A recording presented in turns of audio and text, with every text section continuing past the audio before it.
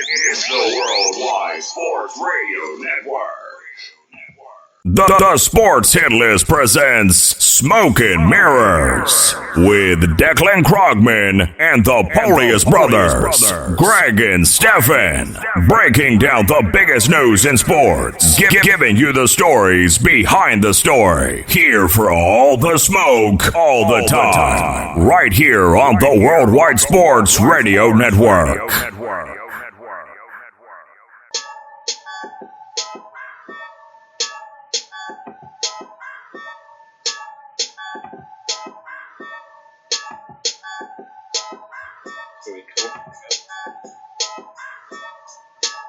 All right, welcome to Smoke and Mirrors here on the Worldwide Sports Radio Network. I'm your host, Declan Krogman, alongside Polius Brothers, Greg and Stephen Polius. Welcome, it's Friday, March 5th, and here we go. What's going on, everyone? Happy Friday. Yes, Happy Friday to you. I got my Friday attire on. You know, the weather's getting nicer out. So there we go. I put my nice tropical shirt on. You have attire for days of the week? Well, now I do, because we air on Mondays and Fridays. So I'm going to set everybody into the weekend properly. Copy, heard you. Some people think about these things, some people don't. Clearly you do. Before we get into everything, I know on Monday, last show, you know, I denounced my Knicks fandom to the world. And as I was a lifelong Knicks fan, obviously I have some Knicks gear. And our youngest brother, Garrison, was in the comments talking about how I'm a quitter and a traitor. But I can't fully quit the narcotic if I don't get rid of everything. So, Garrison, next time I see you, this is all yours. Wow. We're giving out gifts. Look at what we're doing here on the Worldwide Sports Radio Network. Smoke and Mirrors presented by the Sports Hit List. We got breaking news already. Blake Griffin has been bought out by the Pistons and is now signed with the Brooklyn Nets. He signed with Brooklyn? You know, you're just saying that. Get out of here. I'm just messing with you. I know. I knew he was trying to guess. It. Why are you the way that you are? Why do you do these things? I mean, I don't know. I mean, Blake Griffin getting bought out isn't really news. I think everybody saw it coming. But what I will say, though, since we got on the topic of the NBA, in Houston, prior to the James Harden reunion, Brooklyn Nets going back to play Houston, the owner came out and said, you know, they're going to retire James Harden's number. We really don't talk about players' numbers getting retired while they're still playing. So what y'all think of that? Steph, you want to go ahead? Yeah, I got it. I mean, clear PR stunt to me. They do it now, right before they're going to play the Brooklyn Nets to retire his number. You know, you had an opportunity, if you really wanted to, if they were really dead set on it, they could have done it once they agreed to trade him. And they could have said, hey, you know, he did a great job for us. We love, you know, what he did here 80 years for us, and we're going to retire his number. That could have been the conversation. But, you know, you let all this time pass, you're finally going to play him, play the Nets, and now it's like, oh, we're retiring his number. The timing of it doesn't make sense to me. He could have waited till after the season. He didn't have to do it now, but they clearly did. They're going to do the tribute like they always do for any player that's been in our organization for a long time. And you know, on top of that, they have the news that they're going to retire his number, which, you know, it's a throwaway for me. See, I think it's weird only because, listen, not that I don't think James Harden should have his number retired by the Houston Rockets. He absolutely should. But this is a guy who is still playing, as Greg mentioned. And now I feel like, now that he's on Brooklyn, a team that you traded him to, you're kind of tying in another organization to this guy's legacy with your own. And that's kind of where I don't think they should have kind of said that they're going to, all right, right now they're going to retire his number while he's still a current player, an active player. I would have waited until the guy retired. I mean, it's kind of common sense that they would retire his number, but now you're attaching another team to it. I mean, if this guy wins a ring in Brooklyn, you're attaching Brooklyn to it even more. I just don't see it as something that was anything more than a PR stunt, like Steph said. I mean, two things can be true, but I don't agree with you that you're attaching Brooklyn because the 8 years he gave Houston, those are going to be those 8 years. Nothing's going to change that. What I will say, though... Amazing 8 years. Yeah. What I will say, look, I could definitely see the angle of PR stunt, but it could be a PR stunt, but he also does deserve it, considering what he gave the organization. Before they got there, they were 34-32 in 2012, and then, you know, they became perennial contenders after that. Obviously, they never won the big game, and that's going to be a knock on him. But what I really also want to get away from is this narrative that James Harden quit on Houston and that he doesn't deserve anything of the sort. Because it's 116 when Greg's getting into the media narratives. We have to stop. We have to stop. I mean, this is what we're all about, right? And you have people out there that are saying, well, he's a quitter. He didn't see it through. He never won anything. What more outside of a championship could have James Harden done for that organization? He literally brought them back to relevance. And the other thing we have to stop doing is if a player gets traded, right, by the organization, you'll never hear fans say that organization gave up on that player. You'll never hear that. It's like, oh, well, they're doing what's best for them business-wise, a la Jamal Adams. Shout out to you, Steph, for that plug. And so, yeah, you thought I wasn't going to give you credit.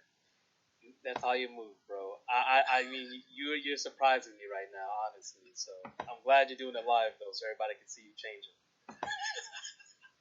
But that's my thing. Like, yes, his number deserves to be retired. Should it have been done? Should they have said anything about it now? No. But let's not call a guy a quitter either. Fully agree on that. So agree on that. Wait! I just got breaking news. So Declan actually wasn't playing. Shout out to one of my guys. They're likely to sign with him. They're likely to sign with him. I mean, vice versa. Blue check mark on Twitter. Blake expected to choose Nets. So you heard it here first on Smoke and Mirrors. Wow. You got it. Wow. Exactly. So look at that, Deck. You did that. All right. I know. Spoken into existence. I was joking because I wanted to give Manny the satisfaction of thinking that he was Adam Schefter, but I did see 14 minutes ago. Is Shams who you're looking for? Yeah. Shams said it 14 minutes ago that they're believed to sign. So whether that happens or whether it doesn't happen, I mean, I would say all likelihood it would happen. I think it's a decent fit, honestly. I have a connect to the Pistons, and they might be better off with they might be better off with Drummond in a short term period.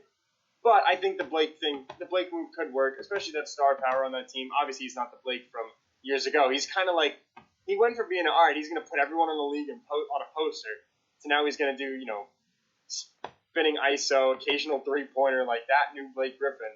And he's kind of not that he's a spot starter, but he's not the same player he was. This is not baseball. There are no such thing as spot starters in basketball. There are. A spot starter. Yeah. I understand what you're saying by that. And I agree, he doesn't have to be relied upon as much now if he goes to Brooklyn as opposed to being in Detroit. And I think that's just going to be better for him, right? You see players going into the twilight. You go to a team where you're not asked to do as much. You can kind of fit in, and play a role, become more of a role player, which, that could be his role in Brooklyn if that does happen. I think it'd be great for him. And I would agree. I think Drummond would be the better player to target. But I'm not mad at Blake going to. I actually think it's terrible. I think it does nothing for them. It does nothing for them. Blake's biggest thing was his bounce. His ability to play above the rim. He no longer has that. He's not the same player. He's not out there shooting threes at a decent percentage the way the game has changed. You need the Nets need a rim protector, a rebounder, shot blocker. And at this point, they're better off with Nick Claxton than they are with Blake Griffin. That's actually a good point. I think Nick Claxton is really coming to his own. But I think Eric mentioned it in the comments. They can still find a way to sign Andre Drummond. Now, whether they do both, if they want to bring in two big men to potentially, I don't know if they're both going to start, but two big men to both, kind of round out their front court. I don't know if that's in the cards per se. Now, also, Carl is in the comments talking about I hate the media. And, of course, Carl, being the media man himself that likes to spin narratives. I see you, Carl. I don't hate the media. I just hate certain narratives they paint. But this particular narrative I was discussing before was more of a fan narrative that the media plays off of. That's accurate. That's more the fans. But I don't know. Does Greg hate the media? What is this, a segment coming? I think It so. could be. I mean, it could be. But Yeah. I would say yes, he does. I think anyone that knows you, that's talked to you, or just seen you on Facebook, knows full and well that you and the media don't get along. All right, like oil and water, and it just ain't gonna I happen. feel like you're dragging it. I don't know, man. I don't think so. I mean, the number of things you posted about your disdain for the media, how am I dragging it? All right. I mean, there's always context to everything. Context matters. And it's all good. I mean, I agree with you on most of those points, but you're not going to sit So there and does that mean you hate the media too, since you agree with me? I Is that said what most. you're saying? I said most. All right. You said most. All right. I mean, There's levels to this, and I'm not where you're at. All right. Exactly. There's levels. So And if you are I'm- like you were like boss level, bro. Like that's what I'm saying. Like no one starts with you. All right. You got to go through the minions first. All right. You got to toil around in levels 1, 2, 3, and then bam, you get to Greg. All right. Media hater number 1. yeah, we're the minions. Wow. We're the minions who don't like some of the media, that we think there's some corrupt agencies out there. Yeah. Then we get to Greg, who is just essentially Man. has zero taste for any of the media. Speaking of You quoted the media today with Sam. But go ahead. Speaking of media narratives, right? Declan, you were on camera when the Steelers were 11-0, claiming that they were the most overrated 11-0 team in history. Still to this day, a wild statement, by the way. That regardless of what happened after, that doesn't make your statement any less wild in that moment. Now, you made a post yesterday. You made a post yesterday that said the Steelers signing Big Ben sets them back 2 to 3 years. Why do you believe this? Great segue into this topic, by the way. All right, why do I believe that? All right, so here's the deal with the Steelers, right, and Ben Roethlisberger. We saw Ben Roethlisberger. If you look at his numbers, 33 touchdowns, 10 interceptions. That is totally fine, especially from a game manager who doesn't move around. That is fine. I'm not going to argue with it. He didn't throw for 4,000 yards. Not that that's the end all be all. Whatever. 65 QBR is something I kind of have an issue with. First of all, considering a guy with similar numbers, Ryan Tannehill, who threw also 33 touchdowns and nearly 4,000 yards, had a QBR of 78. So now that's an upwards of 18, which is a huge difference in terms of QBR and general stats in the National Football League. In terms of what he means to the Steelers, right? This is a guy who, I know this was an injury-riddled team, excuse me. The last 5 of the 6 games they lost. Granted, he didn't start that game in Cleveland where they lost by 2 points, where they actually played pretty good with, dare I say, the guy with half a helmet imprint in his head, Mason Rudolph. 4 and 5, so they lost their last 4 to 5 games with Big Ben, and it required, they were down 21-7 to the Indianapolis Colts, when Rivers and that offense kind of blew it, and the Steelers defense, went back to that number 1 ranked defense that they were for, a majority of the first half. Honestly, until they were like 11-0.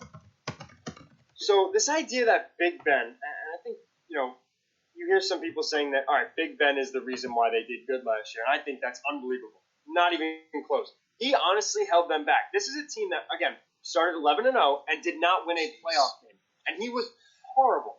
This is what drinking the media Kool-Aid looks like. This right here. This is what it looks like. Mr. Meaty Man Jr. himself is telling me I drink the Kool-Aid as he drinks some water. But you know what? Absolutely. You're definitely a Kool-Aid drinker. But we're going to get to that in a second. Go ahead, Steph. I don't drink Kool-Aid. I just break through walls like the Kool-Aid man. I'm going to need you to work on that. No need to work on anything. But I'd like you to read me Ben Roethlisberger's stats in the playoffs when he single-handedly lost that game. Steph, please do what you do. So, Dak, I'm gonna have to disagree with you on this one, right? Please. I'm not sitting here saying that Big Ben is this stellar quarterback and that he's gonna be the reason the Steelers go to the Super Bowl next year. I think that he still has something left in him. His numbers show that. The guy finished top 10 in yards, all right, yardage for the season. He was 10. I think he finished 10th. So he was 10th in yardage, and then when it came down to touchdowns, 7th most touchdowns in the league. 37 passing touchdowns he had this season, which is a career high for him. I don't care what you say. If a guy is, look at your face. Look at that face. No, he had 33. You're using the playoffs. Oh, I'm sorry. You're right. I have playoffs in there. You're right. Okay. So 33. No, but he's not 10th in yards. He was below average. I think he was at like 17. But not that's below average. No, That's no, it isn't below average. But still, the guy can still play. Like to me, the running game, not having that running game was a big part of Big Ben not doing as well. They were last in the league when it came to yards per carry. And he is old. He's not going to be the same Big Ben from before. He doesn't scramble as much. He can't scramble as much. I think he actually was getting the ball out in 2.3 seconds this past year, and a lot of short yardage. I mean, I think he finished with 6.3 for his yards per attempt, and which is that very is, yeah, it is. So he's getting out quick, and it's going to be short routes. So I truly believe that Big Ben isn't the same as he used to be, but it's not setting the franchise back 2 to 3 years. Based on them extending him. He still has something left in the tank. I think they just have to get, the pieces around him, better protect him. Running game is going to be necessary. James Conner is obviously injury prone. Relying on him as your bell cow back is not going to be it, because then you're just really doing piecemeal for your running backs after that, which isn't enough for him at this point in his career. He has the offensive weapons on the outside to do something, but it's not a game over for the Steelers by extending him. I mean, so here's why I completely disagree with Declan, because he's not adding any sort of context to this entire conversation. When it comes to Sam Darnold or Daniel Jones, he always likes to add context into how they haven't had the proper pieces around them. If you're going to talk about last year's Pittsburgh Steelers, you have to talk about their injuries. You have to talk about their lackluster O-line play. You have to talk about their lack of run blocking. You have to talk about their lack of running game. And the fact that they were second in the league and dropped passes with 30. They had 30. I had Eric Ebron on my fantasy team. This guy must have dropped 5 passes a game. He's had the drop since his rookie year in Detroit, though. This is nothing. But just to give you some context, right? After week 13, their offensive pass blocking went from after week 12, they were 83.9 in week 12. Then it went down to 50.9, 59, 46.3. And then in week 16, you had a slight uptick because I believe they got one of their guys back. And then even in the run blocking, 45, 48, 58. What offense is going to be successful when you have players dropping passes and your run and pass blocking this poor in the bottom half of the league? Right now, Big Ben is still serviceable enough to get them to the playoffs and still be that guy and be that bridge. Doesn't mean they don't draft a quarterback this year, but he's good enough to be that bridge. So you saying they're setting themselves back 2 to 3 years isn't accurate or based in any type of context. Well, can I give you the context? Let's hear it. For starters, I told you they were injured, and you tell me I didn't say that. So immediately we're off on the wrong foot. But now let's go through some of the numbers since we brought up some numbers with Big Ben. The last 6 games he was not good. All right, I'm going to pull up a game in particular that I think is pretty sure. Wait, hold on. Did you not listen to what I just said about the pass blocking and the run blocking? That's directly correlated to quarterback play. 100. So of course, if you're the same person that says Saquon Barkley couldn't run because of the line, and Daniel Jones couldn't get the ball out because Andrew Thomas couldn't block a garbage can. So now you're going to tell me that he was bad when in those instances you give Daniel Jones excuses? You can't do that. You can't have it both ways. Okay. When a quarterback that you guys think Ben Roethlisberger is good at loses to a third stringer on Monday Night Football, where he throws 170 yards, completes 52% of his passes, throws a touchdown and a pick, and has a QBR of 14, I will listen. Did Patrick Mahomes have a QBR of 14 in the Super Bowl when he was running for his life? Hold on. Did any of those guys you mentioned, whether it be Jones, Darnold, did any of those guys lose to third stringers on Monday Night Football and have a QBR of 14? With less. I don't want to hear it. You had Juju, you had Claypool. Ebron may drop some passes, but he's still a weapon. And you had a top defense, injury-riddled or not, they still finished top. So you just said and did he beat a third-string quarterback like Big Ben plays defense? Why do people do this? Why do we say the quarterback? The defense was the reason they lost? Big Ben completing 50% of his passes had nothing to do with them losing the game? You keep saying you're taking into context and then talking about how bad he was without talking about how bad everything I just told you was. You can't do that. Fine. Steph, you want to jump in here? No, hold on 1 second. Just give me 1 second. Big Ben throwing a pick pick six against the Bills on a check down route has something to do with his offensive line? On a check down. No, it does not. He was not even pressured on that play. So you're bringing up one play. I mean, and granted, quarterbacks make bad decisions. I mean, Patrick Mahomes make bad decisions. You use Patrick Mahomes as like, the antithesis of quarterback play right now. One of a couple. Sure. I know. You focus on that because like Sam Darnold, yes, he could do that. All right, you like brought up Sam Darnold's name. Like he's a quarterback that you would use in that analogy to support your argument. He doesn't support your argument. I'm not sitting here telling you that Big Ben he's going to make every play. He is not. Your point was that he set the franchise back 2 to 3 years by the extension, and I don't think that's true. I think he still is productive.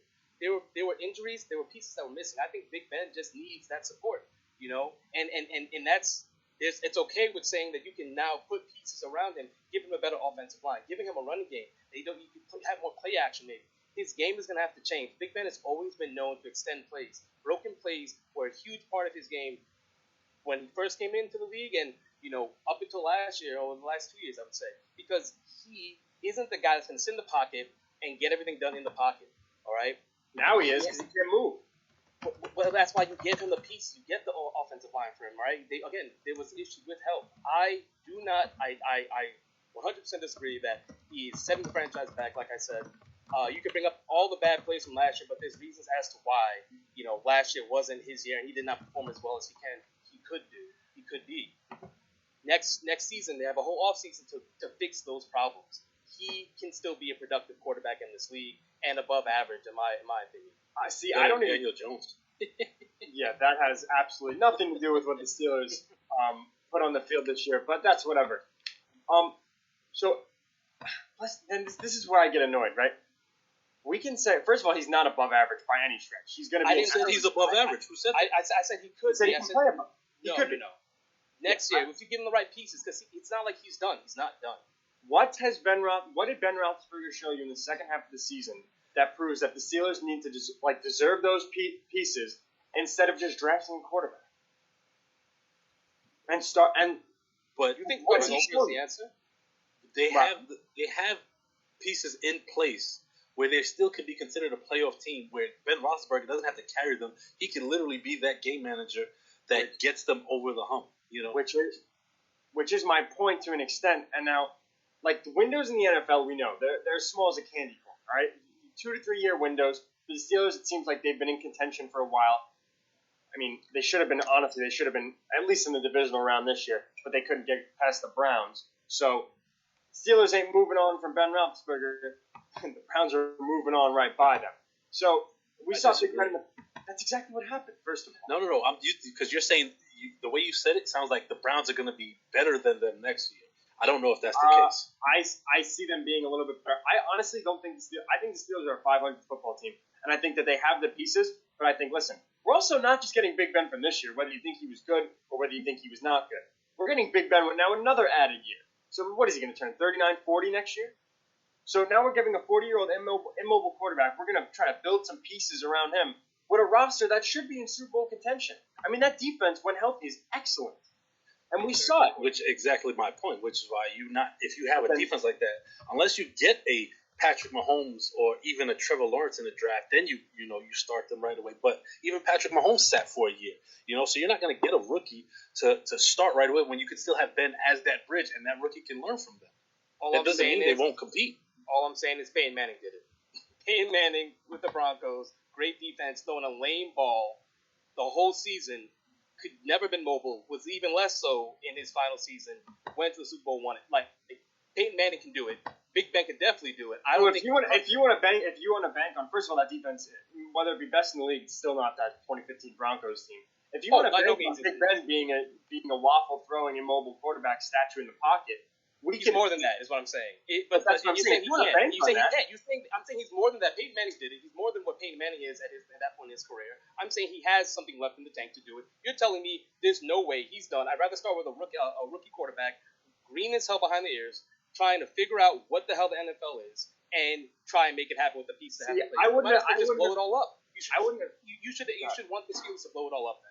If that's the case, you want to go for the rookie quarterback. And I mean, first of all, if they don't sign Juju, that's another big thing. Whether you like Juju or not, if they don't sign him, now he's losing one of the big weapons there. We got to head to break. I wish we didn't, but we got to head to break. You're listening to Smoke and Mirrors here on the Worldwide Sports Radio Network. I'm Declan Krogman alongside Greg and Stephen Polius. Stick around, everybody. We'll be right back. It's the Worldwide Sports Radio Network.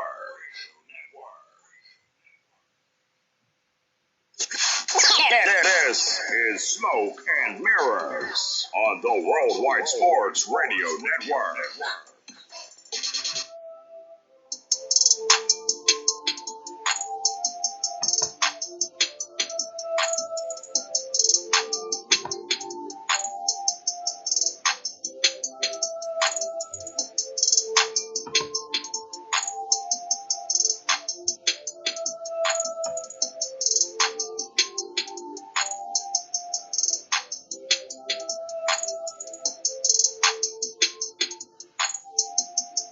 Welcome back to Smoke and Mirrors here on the Worldwide Sports Radio Network. I'm your host, Declan Krogman, alongside my co-hosts. We're all partners in crime, whatever. Stephen Polius, Greg Polius. And now as, A Boogie and Juice WRLD fades out, you're muted, Stephen. Got me again. Look at this. Let's get into a nice topic that Greg Manfred, as Manny calls him.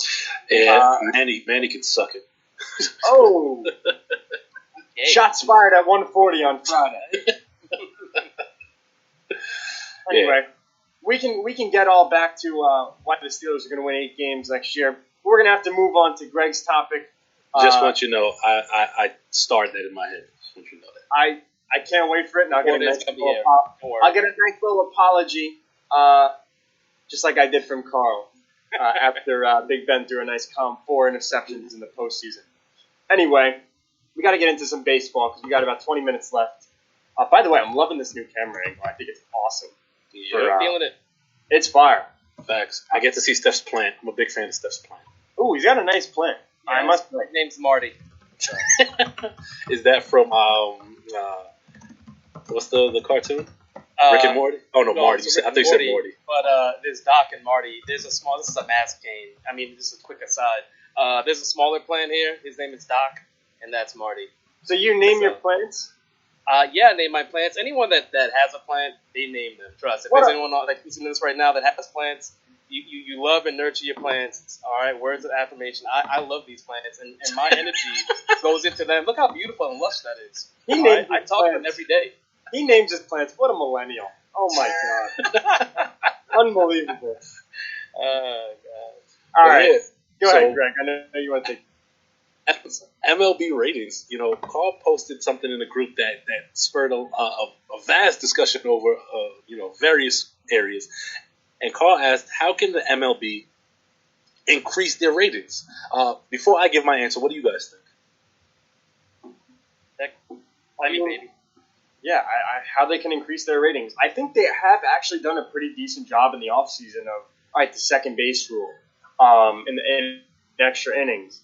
And now we see the 7-inning doubleheaders, I think, are awesome because even if you catch one game, you're still catching a game, and it's 7 innings. I mean, on the show, I've been playing with my dad. We've been doing 7-inning games because it's so, it's quick. You know, it's a fun game, and it's an interesting way to manage. And it makes the game more exciting, and it's more power-packed in the 3rd and 4th inning. Whereas the heart of the game would be in the 5th and the 6th inning in a regular 9-inning game. I mean, I'm sure Greg will argue the heart of the game is the 1st through the 9th inning. No. He's not going to tell me that. Well, all right. No, you're right. No, what you said is absolutely correct. Don't get used to that, by the way. Oh, I will. I'll get more than used to it. I've gotten used to it, my friend. What about you, Steph? What do you think? Man, I think, like Declan said, the changes so far are good. I mean, some of the issues people have, because, again, you're appealing to the non-baseball fan, right? The casual fan, I should say.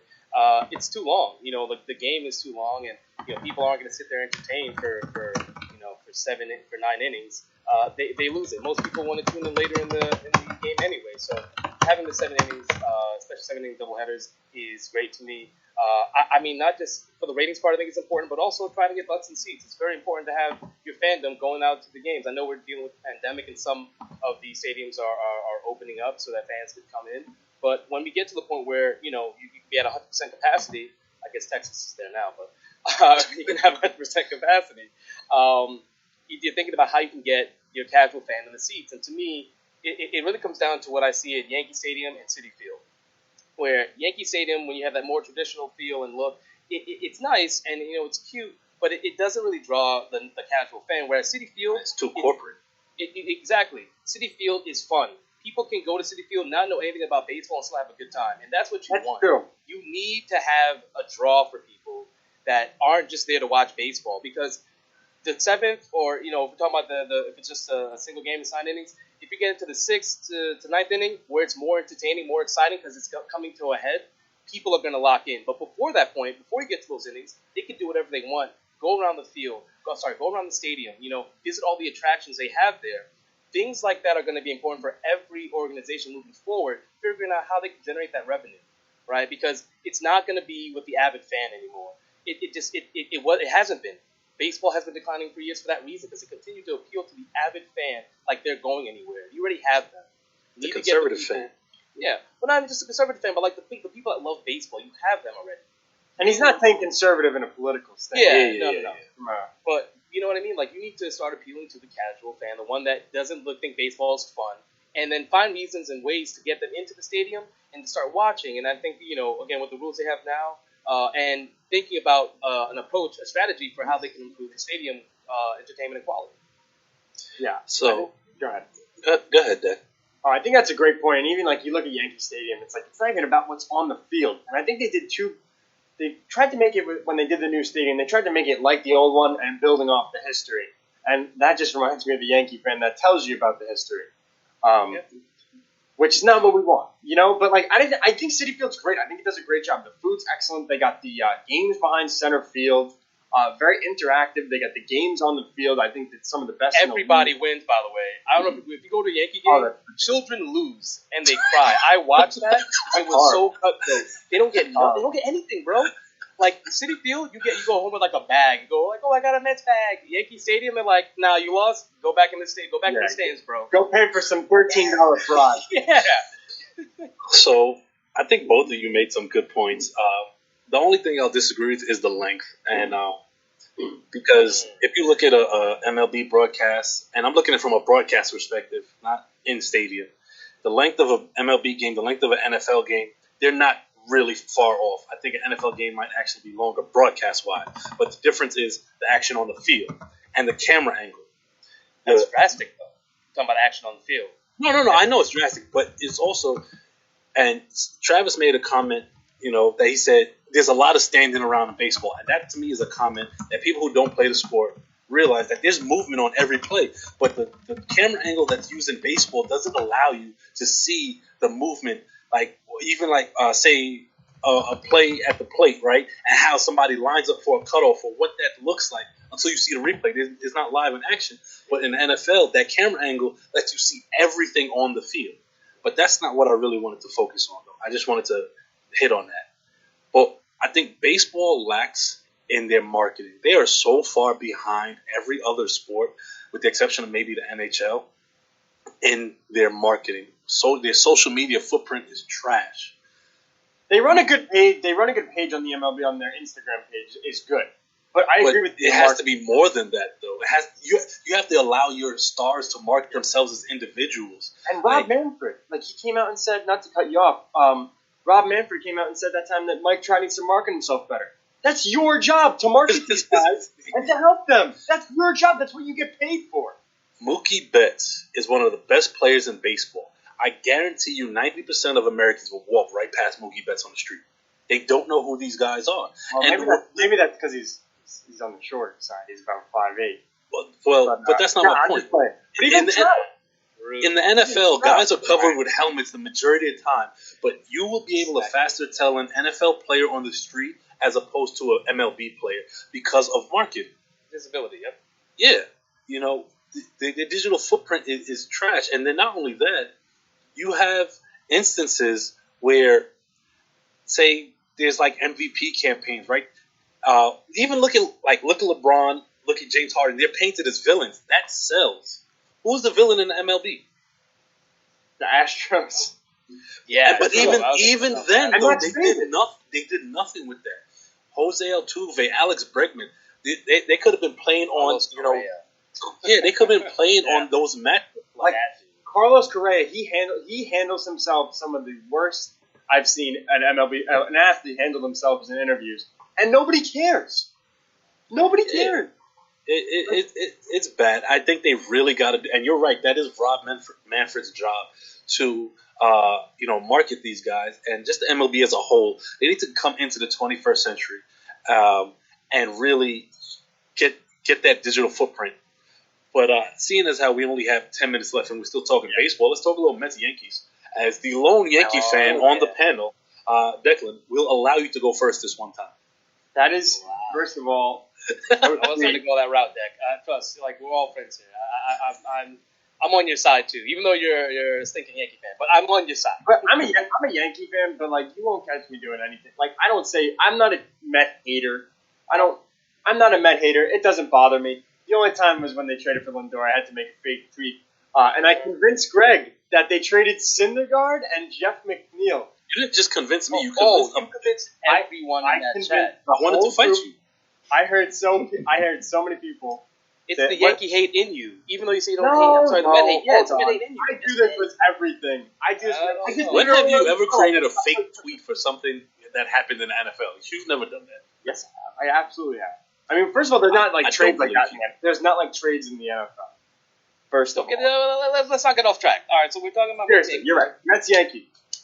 So what do you guys? I mean, allowed to go first. I don't know. I don't think we should necessarily give an entire breakdown of the Yankees and the Mets, like as if. Let me go through all 26 guys on the roster and the 40.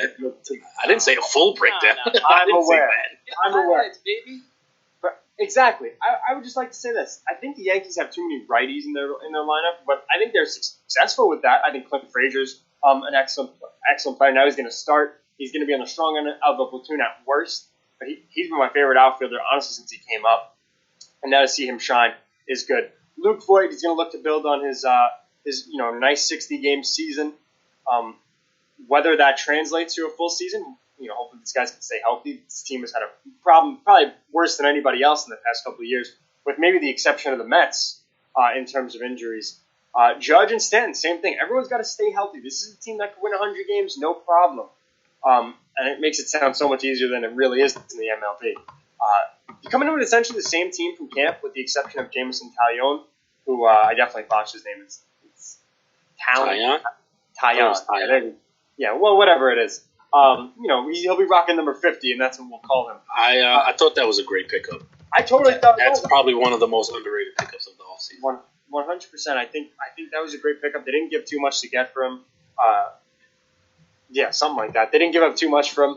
And I think Davy Garcia is a live arm. He's on the shorter side. Everyone keeps saying he's Pedro Martinez. Let's slow our roll. Davy Garcia, pitcher for the New York Yankees, rocks number 83. But why does that bother you so much? What? It doesn't bother me at all. It doesn't. What? That he was short? You said couldn't they get him a better number than 83? Oh, you want to know why that bothers me so much? Because I'm obsessed with uniforms and numbers, and you guys will know that. I love the camo jersey that Greg's wearing. It better not say, 67 on it or something. Nah, it's an old school. This is back when Zach Wheeler was on the Mets. That's excellent. See, 45 is a great number. That would be the number Davey would have if Garrett Cole didn't have it, because he's such a Pedro Martinez fan. 83? We can't get this guy a better number than 83. 34's out there. You hear how angry he's getting over this? But I love that energy, though. I love that energy, though. It's horrible. That is exactly what a fan should do, especially before the season starts. I think it's always going to come down to starting pitching for the Yankees. I think they finally addressed it because they got somebody else. Who was the other name they got? Corey Kluber. Yes, there we go. Corey Kluber. Yeah, Corey Kluber. Wow, footnote, huh? That was me being petty. Yeah. I'm not gonna lie. That was a little bit of hate. Why? You don't like Corey Kluber? No. I love Corey Kluber. I think it's a great pickup. I'm wondering if that's going to translate into the playoffs, though. I'm more excited to see what he looks like without a full beard. Ooh, ugly. God, I'm saying right now. He's gonna look gross. There are some guys. When Edwin Encarnacion came to the Yankees and he shaved that beard, I was like, oh my god. No one ever looks better without it. That's true. That's true. But I feel like some of the Yankees on the team look better without it. Like Aaron Judge with a beard, pass. You haven't seen him yet, though, bro. You haven't seen I don't him. know. Maybe They're rock off the seasons. beard. I don't really look up his beard. How did we get here? I don't know. Dex took me there. I'm sorry. I got sidetracked with him. I think Greg would look. I think Greg would look better without a beard. Absolutely not. We're not even going to discuss that. Let's move on. We don't have to discuss it because I can tell you it's a no. Joe Flacco's another one. All right, enough with the beards. Let's get to the Mets. Yeah. Now, there have been a couple of preseason rankings that have like the Mets as a top 5 team, and I am not here for it. I don't want us anywhere near any top half of the rankings at all. Yes, we got Lindor. Yes, we got Cookie to pair with DeGrom, which I'm super excited about. Excellent pick. Excellent. Yes. Nice I think throw. I know, right? Sub 4 ERA, extra 200 Ks. That guy's a 2-starter on essentially almost every team in the league, and he was a throw-in for Lindor. He's gonna get stronger. I mean, last year was his first year back, really, after the cancer diagnosis. Leukemia. Yeah. So And I think it's better. Yeah, and that just shows you what kind of guy Cookie is, because this is a guy who played in the pandemic-shortened season, where we know he's high risk. I mean, I'm not his doctor, but this is a guy recovering from leukemia, recovering from cancer, and he's out there pitching his heart out for a team that went to the playoffs. In part because of his success. 2 great players in Lindor and Cookie. Yeah, absolutely. I think a couple of the more underrated moves that's really gonna help this roster is trading the Royals for Khalil Lee. I think he's really gonna come on late in the season, and he's that base stealing threat that the Met haven't had Very since good, Jose Reyes. very good prospect for sure. Yeah, and also, oh man, why am I drawing a blank on the pitcher that we just got from Seattle? Taiwan Walker. Yes. Yeah. I actually think Taiwan Walker can be a valuable piece out of the pen. I think he's not bad as a starter, but his stuff is so electric that I think from 1 to 2 innings he could be absolutely dominant. And if it doesn't work, right now they said that he's fighting for the 5th starter spot. Yeah. But I'd rather see him in the back, especially in like a 7-inning doubleheader where you don't want to use your closer in back-to-back games. You maybe bring him out for a 6th, 7th inning because he has that length in his arm and he can do that. I'm all about that. Kyle. He really is in terms of that. I don't like the Joey Lucchesi pickup that much. Why not? I just think that he's a guy looking at the analytical numbers behind him, and also the numbers at the forefront. This is a guy who is just a reliever, in my opinion. I don't see him competing for a spot in the rotation. Or if he does compete, I don't think he's going to get it. He's a lefty. I think if you want to pitch him a couple batters in the 6th, 7th inning in a 9-inning game, I think that works. It's crazy that we have to specify on that. No, I love it. I love it. They're managed very differently. Yes. 100%. You even look like starters get taken on the 3rd inning if they give up 2 runs. It's like managed like a playoff in a way. Yeah. It's definitely like a playoff atmosphere because we all could speak to playing in 7-inning games. By the 4th inning, your starter walks 2 guys. He's done because now you're in jeopardy. And our boy Sean Kiernan just said it in the comment section. Jordan Yamamoto from the Marlins. That's another great pickup. Well, see, Yeah. I look at Yamamoto and it's it's Lucchesi, right? Yeah, Yeah. San Diego. Yeah, they're very similar. Like, they've shown flashes because he did early in his career, Lucchesi did, and Yamamoto did for, like, maybe, I want to say the first couple starts when he came up. And there's potential there. I don't look at it as, like, I'm super excited to have them because there's still a lot to prove. He hasn't shown that he can really go against the lineup, go against guys 3 times. He'll see a lineup 3 times, 4 times. But he has talent, and I'm happy. To me, the Mets did what they always do, right? Even though we have new ownership, they got one big splash, which was Lindor and Cookie trade, and now we're just kind of filling in the gap. We're filling in like the depth, a lot of it, and that's okay because I think they have a solid team. But I was really hoping they went out there and got Jackie Bradley Jr. Like that would have been a shore good move. up the defense because they wanted to make an emphasis on analytics, and they have to know that their pitchers are going to be better on the field when they have better defense behind them. Especially I do like Brandon Nimmo, though. I like him a lot. I like him. James McCann. That was one of our biggest setbacks. For the last 4 or 5 years, our catcher position was awful. Yes. And now we actually have a guy who could hit a little. But also, I forgot. Don't be seen though. I mean, we have to see what he had a solid season, but we can't sit there and say he's automatic. Like Real Muto's automatic. You know what to get. Yeah. But McCann is a little bit different. He has a very much higher upside than any catcher we've had in a very long time. Yeah. Also, before we head out for the next show, I just want Chuck Baldy didn't know that he's a super I would- hater because in the comments Yeah. talk about Marcus Stroman is whack on Twitter. I need you to leave Stroh alone. That's a Long Island guy. You gonna put on for our Mets. All right. Sir. You need to cut the nonsense, Chuck. Yeah, I was actually happy you read that because I wanted to I thought it was a great way to finish the show with Marcus Stroman. We didn't talk about him. He didn't play last year because of the opt out. Listen, you I'm guys know, excited for him to play. I'm a big Same I'm a big fan of Marcus Former Stroman. ace. I've loved him, as a pitcher in terms of, and I also like the height doesn't measure heart stuff. I think that's just awesome. When he was on Toronto, he was exciting. How interesting is it that Mats is on Toronto now and a Long Island swap inadvertently. Yeah. I think he needs to. I'm all for guys, voicing their opinion on Twitter. I think Marcus Stroman's a great guy from what I've heard. I don't love some of the stuff. I think it is a little much, especially what he said about the Yankees. I don't really care about what he said about the Yankees. Yes, you do. That's why you just said it. Yes, you do. Well, I mentioned it because that's why Chuck mentioned it. So that's why. Fellas, sorry to do this, but I know we gotta head out. All right, guys. It's done. Yes, it's over. It is over. All right. We got Monday. Back at it again. We will. Yes, exactly. We will see you guys on Monday. The Falco Takeaway is next on the Worldwide Sports Radio Network. This is Smoke and Mirrors. I'm your host, Declan Krogman, alongside my co-host, partners in crime, partners forever, Greg Polius, Stephen Polius. We'll see you guys next time. Hey, guys. Bobby Schmurda, take us out. It's the Worldwide Sports Radio Network.